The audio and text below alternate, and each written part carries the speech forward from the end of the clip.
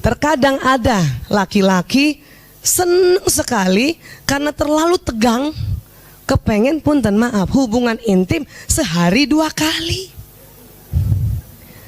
Ternyata otak perempuan itu sesungguhnya, ini saya harus buka ya, supaya kita tidak melecehkan syariat kita yang membolehkan poligami. Ternyata otak perempuan ya itu bersedia sharing atau berbagi.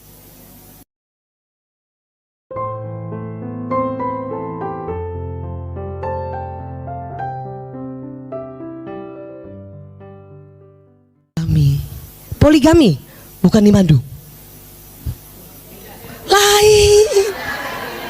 Lain. Apa kita membahas lagi kata-kata ini berurutkan kamus bahasa Indonesia? Ya. Kalau di madu, ya, di madu itu konotasinya negatif. Kalau poligami konotasinya netral.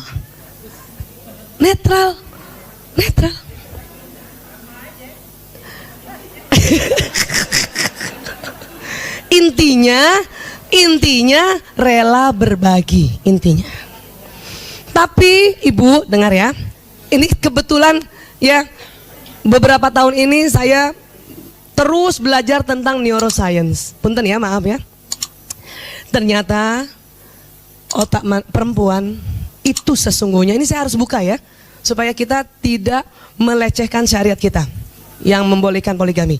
Ternyata otak perempuan ya itu bersedia sharing atau berbagi. Iya.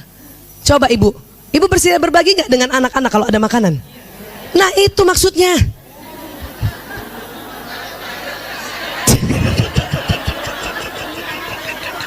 Kata ibu-ibu, kalau gitu mah iya. Tapi ternyata bukan hanya sekedar rela berbagi dengan anak-anak. Perempuan juga rela berbagi dengan saudaranya, rela berbagi dengan teman-temannya. Gitu. Betul. Makanya syariat kita membolehkan poligami. Allah tahu persis, Allah sang pencipta kita, ya. Cuman memang kalau kita nggak banyak belajar, pasti kita menentang. Seperti udah.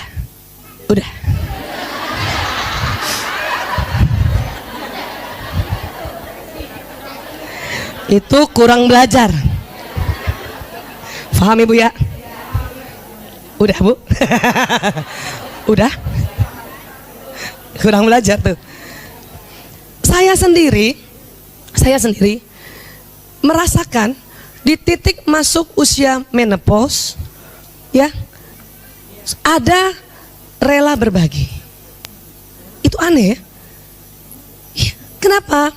Karena masih ingat teori kita, otak laki-laki ada namanya, otak manusia ini baik laki perempuan ada persis di tengah, namanya hipotalamus. Boleh minta bantu? Bisa? Ya, hipotalamus ingat ya? Yang di tengah sini ya.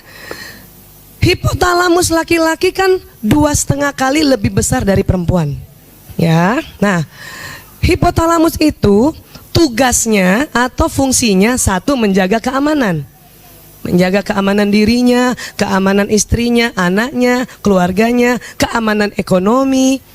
Bahkan ya, suami yang tugasnya untuk bekerja negara juga menjaga keamanan negara. Ya, itu.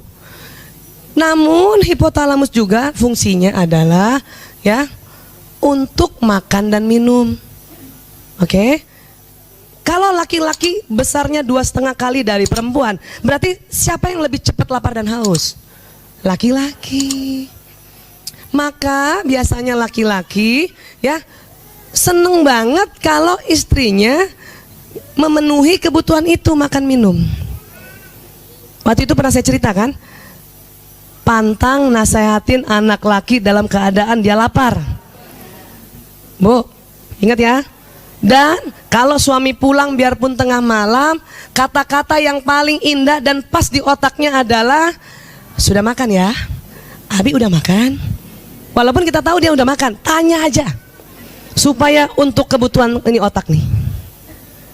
Paham ya Bu? Kadang saya juga gitu, jam datang dia jam pulang jam 2. Udah makan ya? Udah. Alhamdulillah. Jam 2. Udah makan ya? Belum.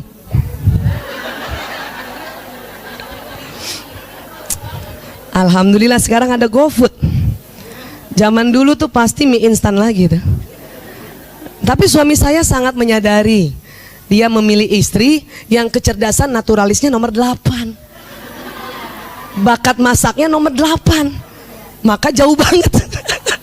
Dia tidak menuntut saya bisa masak. Karena kecerdasan bakat masak saya itu, bakat orang kan masih ingat pelajaran kita kan ada 8 ya. Kalau udah penomor 8 itu nggak bisa di-upgrade. Punya kecerdasan bakat masak nomor 8 ya, masaknya kan nggak enak, mau ikut kursus, selesai kursus itu juga cuman 5 nilainya. Kalau gitu apa? Ya itu tadi, kembali sini. Hipotalamus juga adalah pusat syahwat birahi. Paham? Ya. Kalau laki-laki 2,5 kali lebih lebar, berarti siapa yang lebih banyak pusat syahwat birahinya? Laki-laki. Kenapa ya laki-laki begitu? Satu, maaf, sunnatullah, fitrahnya. Terus kita ada yang mikir lagi nih kalau yang terlalu kritis. Kenapa Allah bikin gitu? Nggak bikin aja itu otak laki-laki sama hipotalamusnya dengan perempuan, supaya syahwatnya sama. Bu, ibu mau suaminya yang jaga ibu atau ibu yang jaga suami? Nih tanya dulu nih. Ya, karena tugas suami jaga kita lebih besar, ya, makanya Allah buat ini besar. Paham ya Bu? Iya. Tapi otomatis juga syahwat birahinya besar. Kenapa? Ada kaitannya nggak? Ada. Apa? Buat laki-laki atau buat suami kita, pada saat dia mencari nafkah untuk menjaga keamanan ekonomi keluarganya, sangat tegang di luar sana waktu dia bekerja. Dan untuk melepaskan ketegangannya, ini nih harus dibuat rileks. Hipotalamusnya nggak tegang. Caranya hubungan intim suami istri.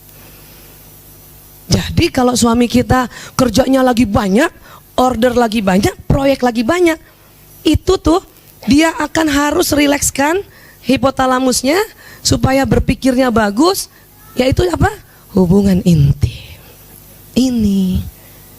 Nah sekarang, kalau kita mau hipotalamusnya laki-laki lebih kecil atau sama dengan perempuan, bahaya. Punten ibu ya, maaf ya. Ada penelitian, maaf, seorang gay ya, karena dia berubah orientasi seksualnya, harusnya senang dan hasrat sama perempuan, dia berubah dengan laki-laki. Apa yang terjadi? Hipotalamusnya menyusut, bahkan lebih kecil dari perempuan. Dengar ya, hipotalamus pria normal atau normatif 2,5 kali dari perempuan. Nah dengar lagi, hipotalamus pria normatif 3 kali lebih besar dari G. Tapi jangan dibalik, Bu Aisyah, apa jangan-jangan dia lahir hipotalamusnya memang sudah kecil makanya jadi G? Bukan, gabungkan.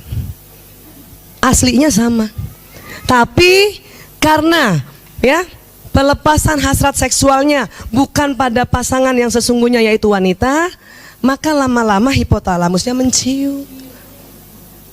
Makanya punten ya, maaf ya, gay itu ya nggak nafsu makan juga kan? Kenapa? Hipotalamus menciut. Tadi hipotalamus apa? Pusat lapar dan haus kan? Saya beberapa kali lihat pasien gay itu nggak makan, paling minum doang. Supaya apa? Tetap six pack. Paling minum susu, protein tinggi. Kenapa? Ini sudah menciut, udah mengkerut. Otomatis ya, fungsi dia menjaga keamanan dirinya atau keluarganya mengecil, berkurang. Pilih mana ibu suaminya? Yang hipotalamus besar atau yang sepertiganya? Ini harus harus dijelaskan. Pilih mana? Ayo cepat Bu. Betul nih. Maka kalau hipotalamusnya besar, ya, kita harus paham kebutuhan hipotalamus agar dia menjaga kita apa tuh?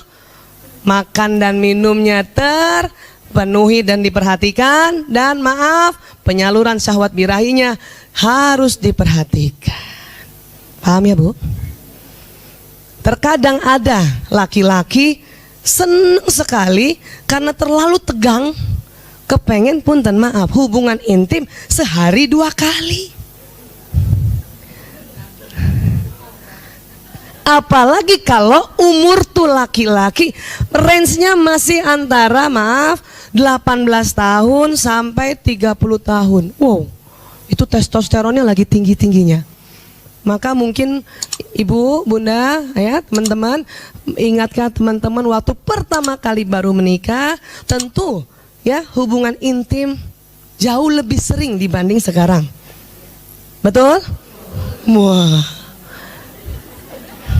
Kenapa begitu? Bayangkan ibu, seandainya suami ibu waktu ibu nikah sama ibu umur 27 tahun, kebayang nggak? Setelah nikah minta sehari 3 kali, paham? Kenapa? Karena selama 27 tahun hipotalamusnya tegang, belum disalurkan.